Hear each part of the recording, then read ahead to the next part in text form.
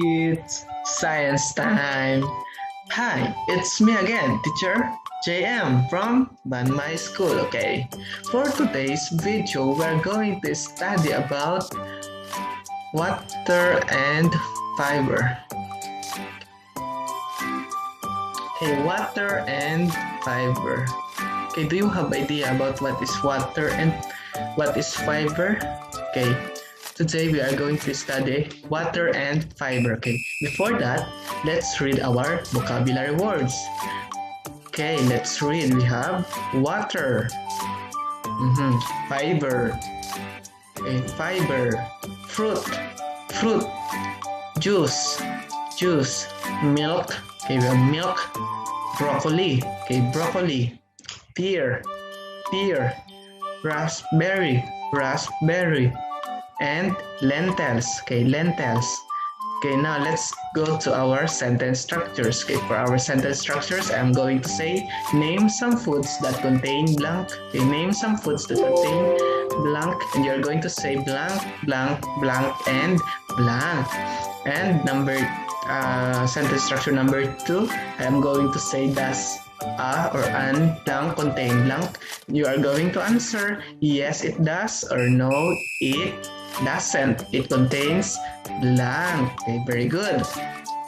Okay, now are you ready for our lesson? Okay. However, consuming too much fiber can be problematic. Firstly, we cannot digest fiber. So, if we consume too much fiber too quickly, the bacteria in our large intestine will break it down, producing excess amounts of gas, thus causing bloating and cramps. Secondly, excess consumption of fiber can lead to deficiencies of calcium, magnesium, etc. Now, fiber is either insoluble or soluble. If we consume too much of insoluble fiber, then it can accelerate the bowel movements, reducing the absorption of excess water, thus causing diarrhea.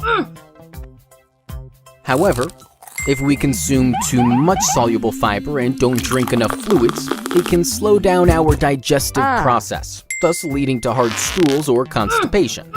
In rare cases, it can even cause intestinal blockages. Is too much salt bad for us? No. Too many questions are bad for us. Some. Salt is basically sodium chloride. It is important for various bodily functions such as transmitting nerve impulses, digestion, etc. However, too much of something is never good. Firstly, when too much salt enters our blood, the water content in our blood rises, increasing the volume of blood. As a result, our heart works harder than usual. Secondly, as more blood flows through the blood vessels, it puts strain on their walls. Over time, this causes the walls to grow thicker, narrowing the vessels and thus increasing our blood pressure. In addition to this, narrowing of blood vessels means less oxygen and nutrients get transported to the cells, increasing the risk of dementia, stroke, and heart attacks. Lastly, to remove excess salt, our kidneys use more water and we urinate more frequently, thus leaving us dehydrated and thirsty. Is eating too much protein bad? Yeah, that's why I eat chocolate. Some. Protein helps build new cells and repair old ones. As it boosts muscle strength, high-protein diets are beneficial for athletes. However, eating just protein could be a bad idea. Firstly, full-fat dairy products and red meat, which are high in proteins, also contain saturated fat. Studies suggest that saturated fat increases bad cholesterol, thus increasing the risk of heart diseases. Secondly, excess protein can cause damage in people with pre-existing kidney disorders. Why? Because the weak kidneys have to work harder to remove excess nitrogen found in proteins.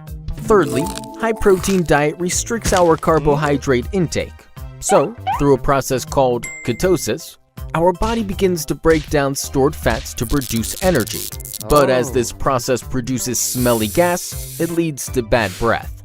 Lastly, dietary fiber regulates bowel movements. So, a carnivore diet which includes mostly animal protein and no fiber can cause constipation.